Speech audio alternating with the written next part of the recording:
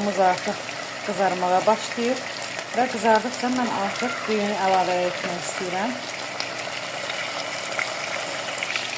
Gördüyünüz kimi toyuğun döşəti qızarır və biz artıq bura mərhələ-mərhələ düyünü əlavə edirik.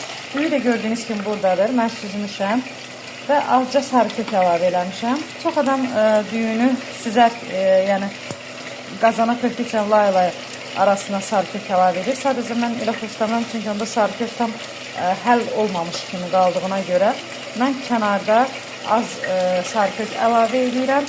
Düyünü belə tam qarışdırmasaq belə 3-4 dəfə aş süzəni tərpətdikcə sarı kök düyünün hər tərəfinə yayılmağa başlayır. Yəni beləliklə düyüdə əzilmir. Bir də əziz və hörmətli YouTube izləyicilərimiz, düyünü mən tam çox da qaynatmıram. Çünki tam qaynadanda da düyü əzilmiş kimi olur hazır olanda. Ona görə düyünü mərhələ-mərhələ əlavə edirəm.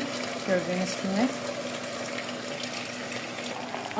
Gördüyünüz kimi düyünü əlavə elədik. İndi isə qazanın ağzını bir dəsmalla büküb bağlayırıq. Hardasa yarım saat dəmdə qalır. Dəmdə qaldıqdan sonra isə artıq götürməyimizə, qazın üzərindən götürməyimizə 5 dəqiqə qalmış.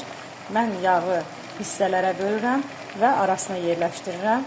Beləliklə yağ da, çünki indi biz onu kərə yağını düyüyə əlavə eləsək, o bişənə yaxın yağın tam canına çəkəcək və quru olacaq düyü. Ona görə də mən bişməyinə 5 dəqiqə qalmış yağı, kərə yağını doğrayıb arasına belə düzürəm. Onu da sizə çəkəcəyəm. Gördüyünüz kimi artıq plovumuz, düyümüz hazırdır. Mən indi bura oyuqlar açmışam. Həmin oyuqlara kərə yağını belə kub şəklində doğradığım üçün oraya yerləşdirəcəyəm. Gördüyünüz kimi bir əlimlə olduğuna görə biraz mənə çətindir çəkmək.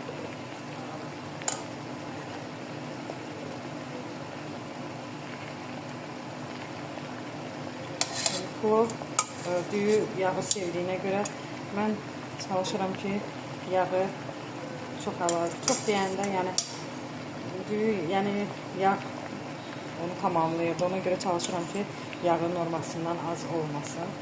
Çünki quru olanda o elə də yaxşı alınmır.